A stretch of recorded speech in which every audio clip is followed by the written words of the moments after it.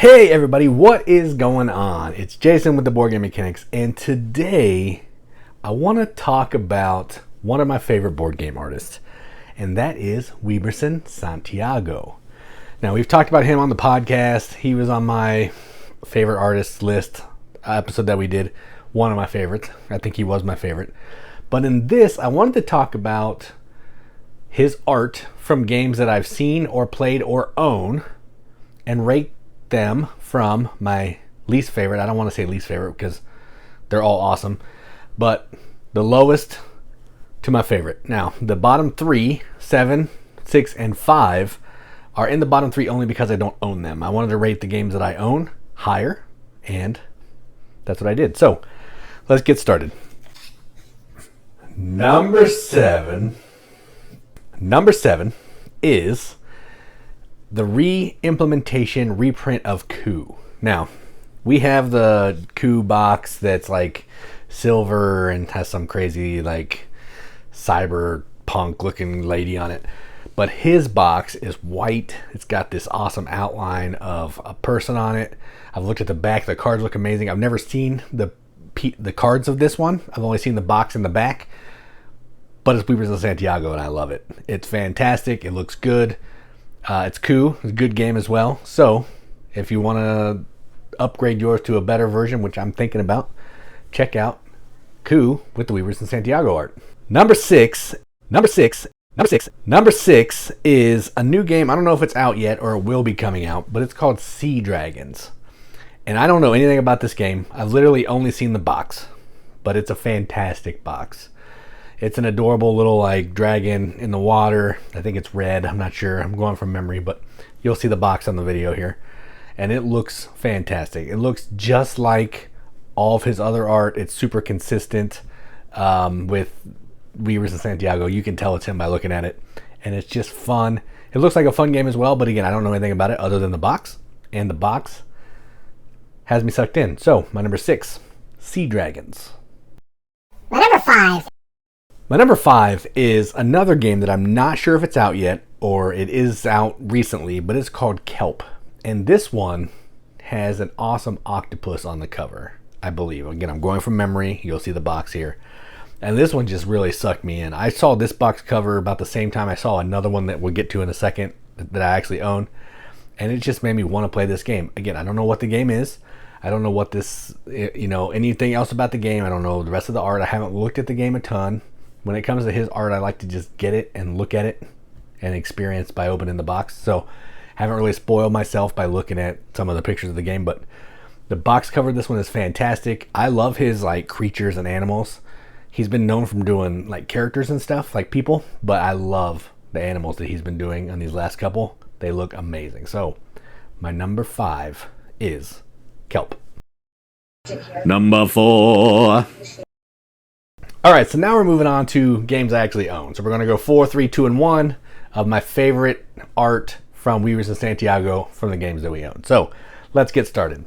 This is probably my favorite game of the bunch, but I will say the art is probably weaker than some of the others. So, and that is The Bloody Inn. The Bloody Inn has amazing art. There's a video. I'll link to it somewhere. You can go check it out. But it has amazing art. You can see some of the cards on the back here. It looks like this. All the art has this kind of style of character. It's amazing. His color palette, just the way that he does like the shading and the color, I just love it so much. It's fantastic. This was the first game that we had from him with his art, and from this point I was hooked. He's been my favorite artist ever since, and I can't get enough of his games. I just want to keep buying his games because of his art, and that's all because of The Bloody Inn. So that's the number 4. Number 3. Number 3 is probably my least favorite game of these 4, but I really like the art, and that is Fuji. We have a video of this. You can check out some more of the components, but if this was just because of this box, I'm in. This box is fantastic. I love the color palette. I love the way Mount Fuji looks. The trees look amazing. You can see on the back there's some similar, like, that looks just like one of the characters from The Bloody Inn. He's even got some cool binoculars, like he's drawing all these items in his style. I love it so much. Like, This game's pretty good, but honestly, I think I would like it less if it didn't have the art that it had. And, you know, that says something, because I'm not big into that. But when it comes to Weberson Santiago, you could put that on basically anything, and it's going to get like 4 extra points from me on a rating because it looks good. So my number 3, Fuji. Number 2. Okay, so number 2 is a game that we've had for a while. Probably not my favorite game of the bunch. It is fun, but it's super fast and a lot of people don't want to play it. But that is Whirling Witchcraft. And this box is probably... This box is only number 2 because I love the color palette of it. The way the purple fades into the pink, the characters look great in it. This little fairy on the side is fantastic. The art inside the game is actually not that great. Like, most of the good art is here on the box. But it's a fantastic box. It looks amazing on the shelf. Even if you don't know what this game is, it's going to draw your eye in. And I think that's what Weberson does best.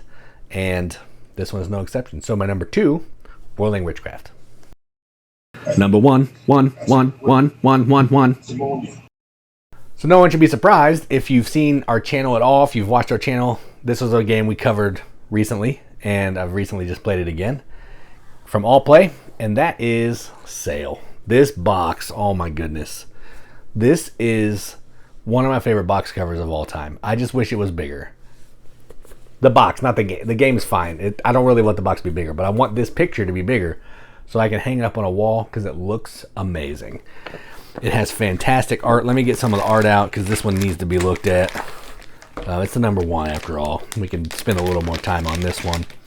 All these boats look gorgeous. I love these boats. Now the coloring is a different story, but the boats are just fantastic.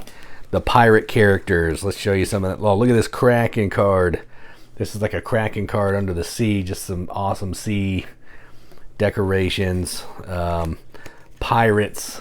These awesome pirate characters. They look so fantastic. You can tell it's a Weberson game.